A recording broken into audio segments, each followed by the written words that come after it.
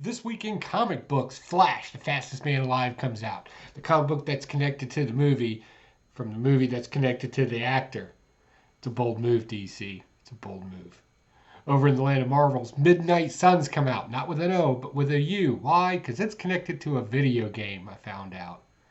But was the story any good? Well, we'll talk about it. And in the land of independence, I got two really cool books this week. 10,000 Black Feathers, creepy stuff. And of course, I got this, Whatnot. It's a preview, one per store preview, ash can with some short stories in it. We're going to talk about this too. It's like everything's got a little controversy next to it. Boy, I love me a shit show. But first, a word from our sponsors. Hey weirdos, do you ever find it hard to get going in the morning? Do you need a swift kick in the butt to get your day started? I find a good cup of coffee helps me supercharge my evil genius ways and motivates my villainy. Coffee Brand Coffee is the perfect start to my dastardly day. They offer multiple roast and flavors, teas and cocos, while you sit by the fire and watch all your enemies burn. Go to Coffee Brand Coffee today and use promo code POCANJOE and save 10%. Coffee Brand Coffee. No gimmicks, just coffee. Okay, you wonderful weirdos. Here we go. Another week of comic books. What did we get? What did we see? And did we find anything good in it? Well, let's definitely jump into it. Make sure you leave a comment down below if you see something in here that I'm missing, especially if it's something I don't like, or if I say something's good and you're just like, it's objectively bad. This is your sounding board. Definitely leave a comment down below. So here we go.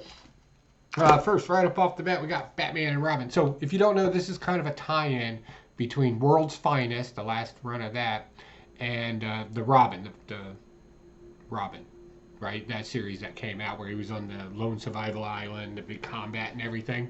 We know that because we have Nazine and we have Mother Soul in here, and they're kind of working with Robin. So why is this happening? So if you didn't read those two runs, it's okay. You can jump into this and still get the concept, right? Yeah, it's hard to explain. Robin's got beef, right? Damian, right? He's got beef, wants Daddy out of the picture, and he's got two evildoers kind of influencing him and kind of assisting him in doing it too, using magic, right? Because Batman hates some magic, right? The woo-woo.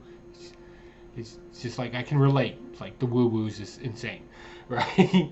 And Batman, of course, has to defeat Robin, but not defeat him the way he normally would, right? Beating up his own son's not really an option in this, right? So he has to constantly outsmart him. Love the artwork in it. Love the fact that we got us some Alfred back into this. Magic woo-woo stuff, but still it was very heart-touching. Magic user. Some characters you may recognize, especially if you watch Stargirl and you're a fan of a particular genie inside of a pen. Just throwing that out there. He's in here. But yeah, so I think it's a great setup, and I love the way this is written because you don't have to be totally caught up with all the beef and everything else, right? It's a kid. He's got a problem with his dad. Wants dad dead. Who doesn't go through that?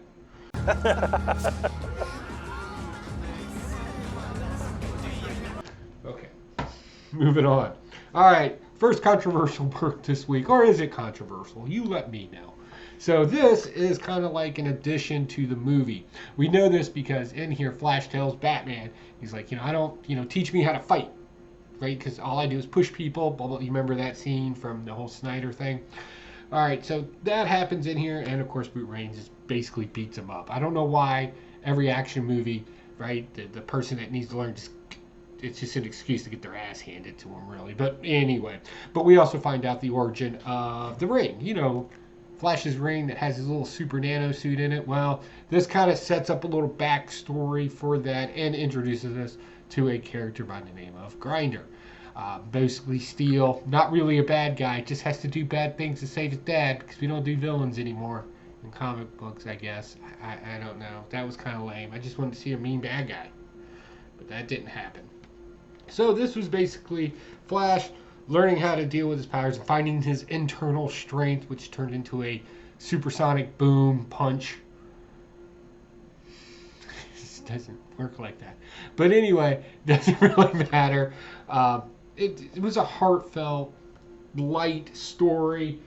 But the question is, can we separate the actor, right? He's gotten enough clout. I'm not using his name, right? Do we separate the actor from the movie? In which case, it would separate it from this particular comic book as well, or can we just accept the fictional character as Flash for what he is? Shut up for a second. Let me think. I don't know. I'm kind of torn on this. Like, I'm not a fan of this actor, especially after what he did, right? I'm a guy. I'm about the most rawest guy you'll ever meet, right? I believe in protecting children and things like that, and then he created a cult, right? Which, like you've heard me say, I love cults, right? I love to watch cults and study cults and see what they do. I don't want to join a cult, nor do I condone their actions in any way whatsoever. So yeah, I don't know. I'm kind of torn on this one, guys. What do you think? That's the real case. All right, next. This is the only DC books I picked up. Like, I tried looking at the other stuff. It just, none of it was for me this week. Definitely this, Midnight Sun. So I read this, and I'm like, why is Wolverine in it? Like that. And for that case, why is Blade in it? Like, right, in the book, they kind of set up Blade's there to teach the kids about vampires. If you don't know, they're at the Strange Academy. That's the world that we're dealing with here. And we got Zoe, who's kind of like a zombie, but living zombie.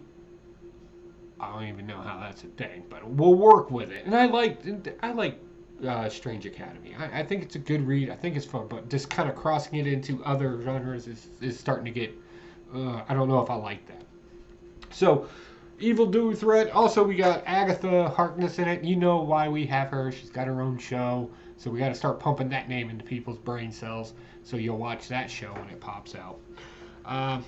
Big baddie in this one. Basically, we get an apocalyptic vision of Zoe basically bringing the apocalypse upon hell on earth to everybody.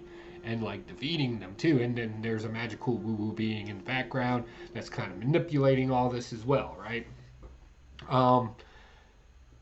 I've seen hodgepodge team books before where they just throw a bunch of random characters together.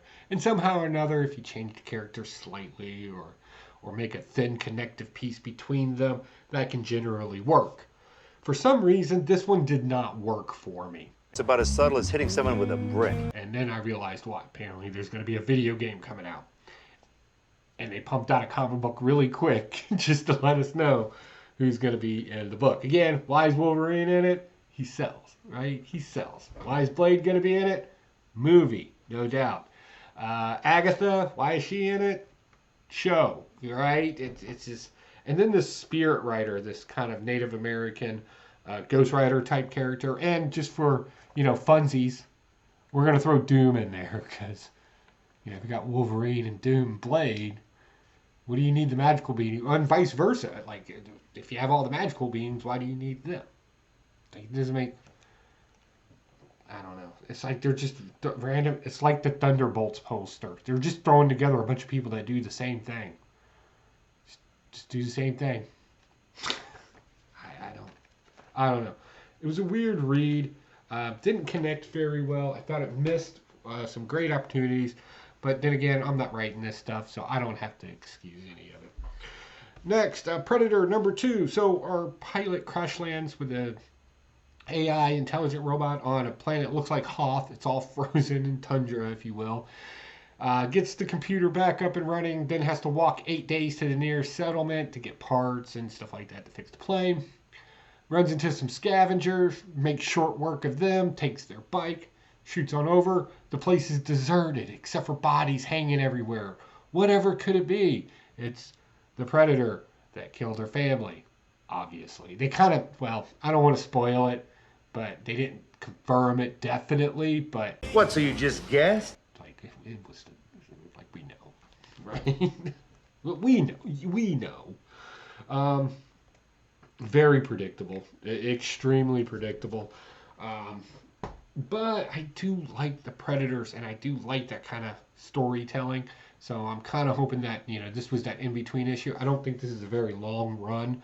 So to have an issue 2 kind of be a connective pieces for the next issue, I understand that concept. I hope that that's what this is, and it's not just going to be everything in my head that's going to go on in the next one.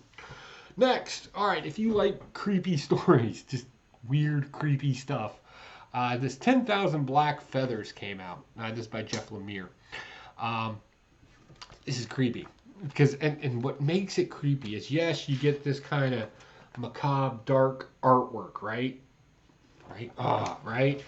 But, and it goes along that path, but then all of a sudden you get these kind of bright notes whenever they do a flashback, and then it goes back into the dark, right? This is an art. This is an unusual art styling, and it's not unique. I shouldn't say that. They've done this kind of stuff before, sometimes vice versa, but regardless, same concept. Great way to set up this story. Basically, a young girl loves to write stories, loves the D&D stuff, moves to a new place. Family situation's kind of weird, foster home. Meets a young girl at school that's kind of interested in the same things she is, and they're going to write a novel together or play around with the D&D stuff. All the while, she's getting voices in her head from the mystic realm of darkness or whatever it is about, can you hear it, the feathers, and they're kind of playing off of the whole macabre in there. I liked it. It was refreshing. It was different. Is it something that I would normally pick up? Probably not. If my comic book store has it, I'll probably be reading some more of this because I'm really curious where the one girl went. She's disappeared at this point. So yeah, it's good stuff. I definitely want to check it out some more. Next, Lovecraft, Unknown Kadath. Kadarth? No, there's no R in it. Kadath? Sounds good. I honestly don't know. I am a Lovecraft sort of kind of guy. This one is particular to a quest story. A man's got to get from point A to point B. Basically, it's a city of the gods in this particular universe. Fantastic, well-written, great dialogue in it. I really enjoyed the dialogue in this. There's no need for a narrative because the way the dialogue just works in it. You get immediately what's going on. You get the urgency of having to go there from point A to point B. It's really good. It's really good. Will there be a side quest though? Because that's a quest story, right? They always get the little thing off to the side where they learn the valuable lesson before they come back into the arc. I don't know. I hope so. It would be kind of cool. All right. Last but not least, it's just a weird week. So Whatnot Publishing put this out. My comic book store was nice enough to sell it to me. That was a legitimate part. So Whatnot has been making comic books now. One of the book stories in here is by Wesley Snipes, which I found interesting. So basically, we just got 4 stories in here. They're not even full stories, to be honest with you.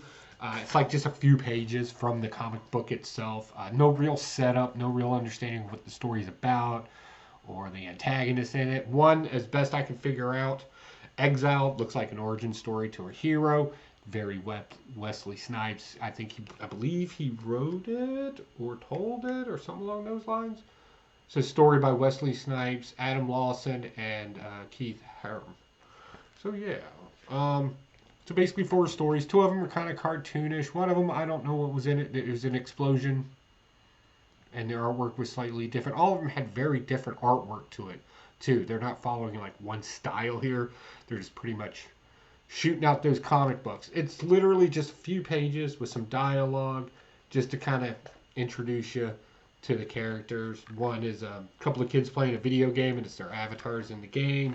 They talk about meeting up. I'm not a big gamer, but I always thought that was a big no-no. I may be making that up in my own head. I don't know. Like I said, Exile was basically just an origin story for a hero.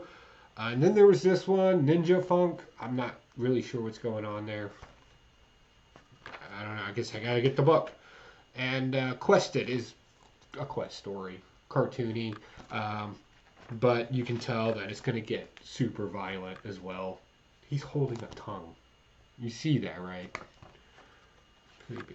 So they look fun. It looks interesting. So my question to the community is it too soon? If you don't know what I'm talking about, there was the whole thing with Whatnot Sellers and Black Flag Comics and that just nightmare scenario over there that's continuing apparently. You know, it is Whatnot. Are they jumping the gun on this? Should they kind of let it blow over? Is it going to blow over? I don't know personally. I know if it was me personally, I was just happened to be in some bit of controversy, my fault or not my fault. You know, would I honestly believe that the community would understand that and be okay with it? Because a lot of things have been brought up about not only Whatnot, but CGC. Like, a lot of questions are going out there. And then to put out something that's kind of just publishing comic books at this point, knowing your market, what they like, if they do, you know, is it a thing or should it be a thing? I don't know. But they got a lot of good talent writing these stories. Kevin Eastman's going to be on some of this. Wesley Snipes, like I mentioned. Pros know better, but they usually have to work with a few amateurs. So they got a lot of things going on here. We'll see what happens. I don't know. I don't think I'll be keeping that as part of my collection. I'll probably end up selling it. And then we make some money. Because that's what they do on Whatnot. Alright guys, that's my haul for this week. I got nothing else. Short week for me. Let me know what's going on. I'm going to be going to Ohio soon, the northern part of Ohio apparently, or north of Columbus anyway. Probably be bopping around there, so you know, if you want to grab some coffee or anything like that, definitely check my links in the description below. We got a merch shop down there for you. We got a coffee shop down there for you. And we're working on a few other things too that might be kind of interesting. Just saying. Watches. Alright guys, I got nothing else. I got to get out of here. I'll talk to y'all later. Bye.